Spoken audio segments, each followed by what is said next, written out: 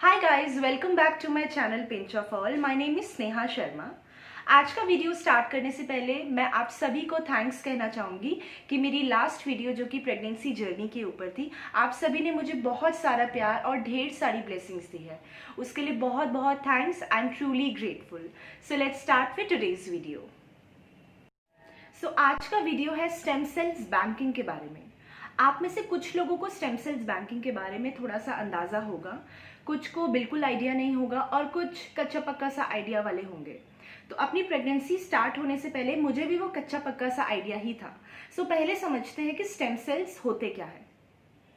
Simple language में अगर मैं आपसे बात करूं तो स्टेम सेल्स बेसिकली वो ह्यूमन सेल्स होते हैं जिनके अंदर इतना पोटेंशियल होता है कि वो अपने आप को बाकी सेल्स में कन्वर्ट कर सके। देखिए, जो प्रेगनेंसी की स्टार्टिंग होती है वो एक छोटे से सेल से होती है। You all know about it. वही सेल अपने आप को फर्दर मल्टीप्लाई करता रहता है थ्रू आउट बाकी के ऑर्गन्स डेवलप करने के लिए, जैसे कि heart, kidney, brain etcetera.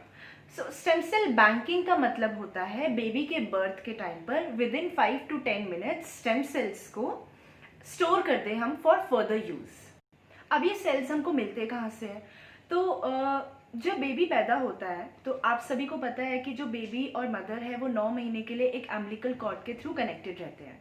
Baby के बर्थ के टाइम पर पहले भी यही होता था और अभी भी काफ़ी जगह और काफ़ी केसेस में यही होता है कि जो अम्बिलिकल कॉर्ड होती है वो किसी काम की नहीं रह जाती, इसीलिए उसको डिस्कार्ड कर देते हैं, फेंक देते हैं। मगर once in a life time हमारे पास ये अपॉर्चुनिटी होती है कि हम उस अम्बिलिकल कॉर्ड को प्रिजर्व कर सके ताकि उसके अंदर जो स्टेम सेल्स हैं वो हम फर्दर यूज के लिए स्टोर कर लें। स्टोर करने के दो तरीके होते हैं। हम ब्लड, जो अम्बिलिकल कॉर्ड के अंदर जो ब्लड होता है उसको भी सिरिंज के थ्रू निकाल सकते हैं, और दूसरा हमारे पास ऑप्शन होता है हम पूरे उस टिश्यू को प्रिजर्व कर लें। तो इससे जब हम दोनों ऑप्शंस के लिए जाते हैं तो हमारे पास ब्लड भी स्टोर हो गया और टिश्यू भी स्टोर हो गया। तो ये सारा जो प्रोसीजर है जब बेबी बर्थ लेता है तो विद इन 5 to 10 मिनट्स हो जाना चाहिए।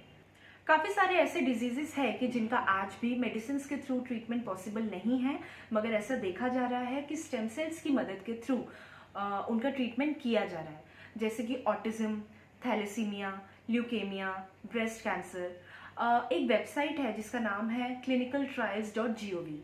इसमें आप जाकर कोई भी डिजीज का नाम टाइप करें, सर्च करें, तो आपको पता चलेगा कि उसका जो केस स्टडी है वो कहाँ तक पहुँचा, कितना सक्सेस रेट है स्टेम सेल्स के थ्रू अगर आप ट्रीटमेंट कराना चाहें तो कितना सक्सेस रेट है। अगर मैं लेटेस्ट बात करूँ अब से, तो जो कोविड-19 का जो ट्रीटमेंट है, वैसे तो अभी तक इसका कोई अगस्त 2020 तक की अगर मैं बात करूँ तो इसका अभी तक कोई मेडिसिन या वैक्सीनेशन आई नहीं है, मगर काफ़ी सारी कंट्रीज़ में देखा गया है कि बाय यूजिंग स्टेम सेल्स काफ़ी पॉजिटिव चीज़ें उनको नज़र आ रही है और केस स्टडीज़ में काफ़ी डेवलपमेंट हो रही है just by using stem cell banking. So now I'm going to explain to you that how can you go for this service. So all you have to do is आपको अपनी gynaec या अपनी जो भी doctor है उनसे बात करनी है जिनसे आपका ट्रीटमेंट चल रहा है। आपको उनसे इसकी डिटेल्स लेनी है और अगर उनकी नॉलेज में कोई कंपनी होगी तो वो आपको रेकमेंड कर देगी। अदरवाइज मार्केट में बहुत सारी आजकल ऐसी कंपनीज होती है जो कि ये फैसिलिटी देती है स्टेम सेल बैंकिंग की। तो आपको you just have to call those agencies और उनके जो एग्जीक्यूटिव या वॉलंटियर्स हैं, they are going to come to your home. आपको वो सब कुछ एक्सप्लेन करेंगे, उनकी जो भी पॉलिसी है और जो उनका चार्जेस वगैरह जो कुछ भी रहते हैं, उनके सारे क्लॉजेस वगैरह, they are going to guide you each and everything. And जितने ड्यूरेशन के लिए आपका जो स्टेम सेल है वो प्रिजर्व करेंगे वो आपको सब कुछ बताएंगे। तो कुछ कंपनीज होती है जो कि सिर्फ कॉर्ड ब्लड को स्टोर करती है और कुछ कंपनीज होती है कॉर्ड टिश्यू और कॉर्ड ब्लड दोनों को ही स्टोर करती है। My advice to you would be कि आप दोनों को स्टोर कराइए।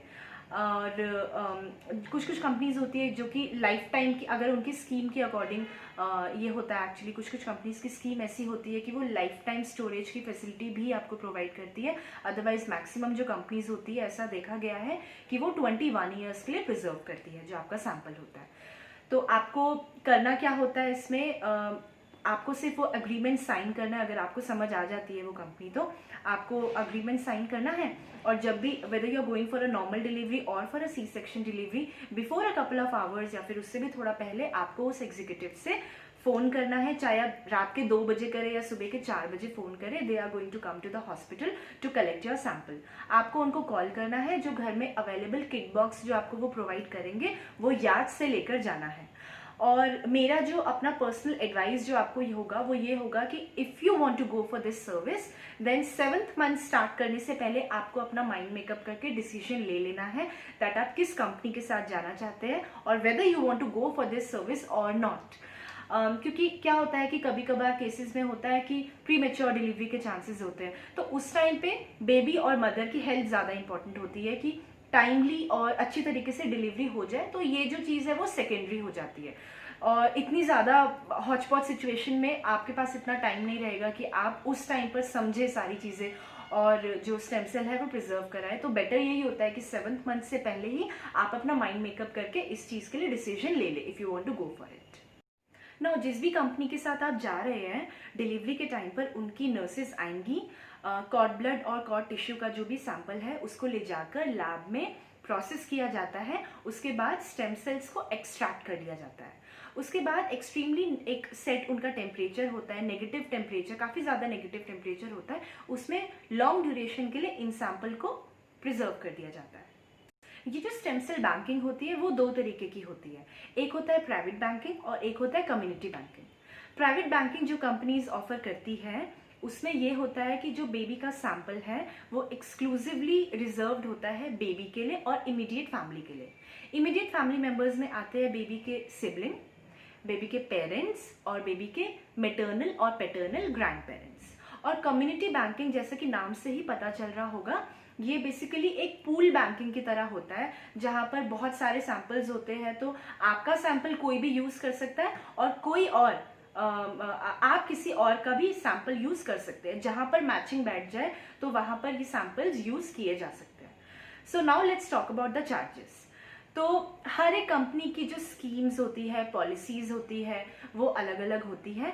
अगर मैं आपको एक नॉर्मल आइडिया रेंज दूं, प्राइस रेंज दूं, तो वो 45 to 55,000 का आजकल जो इफ़ आई टॉक अबाउट 2020 तो ये चार्जेस होते हैं, इसी के बीच में ये रहता है। और इसमें EMI ऑप्शंस भी अवेलेबल होते हैं। तो कंपनीज क्या करती है, बेबी के बर्थ से पहले थोड़ा सा अमाउंट लेती है और बाकी जो बचा कुछ अमाउंट होता है वो बेबी के बर्थ के बाद लिया जाता है। काफ़ी सारी कंपनीज ऐसी भी है, अपनी कंपनी के अलग अलग नॉर्म्स के ऊपर डिपेंड करता है कि बेबी अगर आगे ऐसी कोई ज़रूरत पड़ जाती है कि आपको वो सैंपल यूज़ करना पड़ रहा है, तो उसमें क्या होता है कि काफ़ी सारी कंपनीज फाइनेंशियल असिस्टेंस भी देती है बेबी के ट्रीटमेंट के लिए। और कुछ कुछ कंपनीज में ये होता है कि जो ट्रैवल एक्सपेंसेस है वो कंपनी बेयर करती है, कुछ कुछ कंपनीज जो ट्रीटमेंट की कॉस्ट का कुछ परसेंटेज बेयर करती है। तो अलग अलग कंपनीज के अपने अलग अलग नॉर्म्स हैं जो कि वो लोग फॉलो करते हैं। So the last thing, whether we should go for stem cell banking और नॉट, सी ये डिसीजन मैं आपके ऊपर छोड़ती हूँ। स्टेम सेल बैंकिंग एक तरीके का इंश्योरेंस है।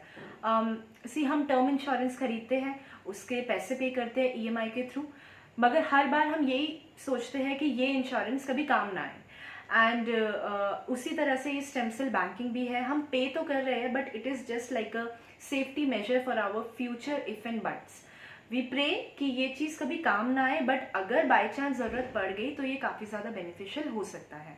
With this I would like to end this video. अगर आपको ये वीडियो पसंद आया तो please like, share and comment, और ऐसे बहुत सारे इंटरेस्टिंग एंड इन्फॉर्मेटिव वीडियोज़ मैं बनाती रहूँगी और आपके साथ शेयर करती रहूँगी। अपना बहुत बहुत ख्याल रखिए। Thank you very much.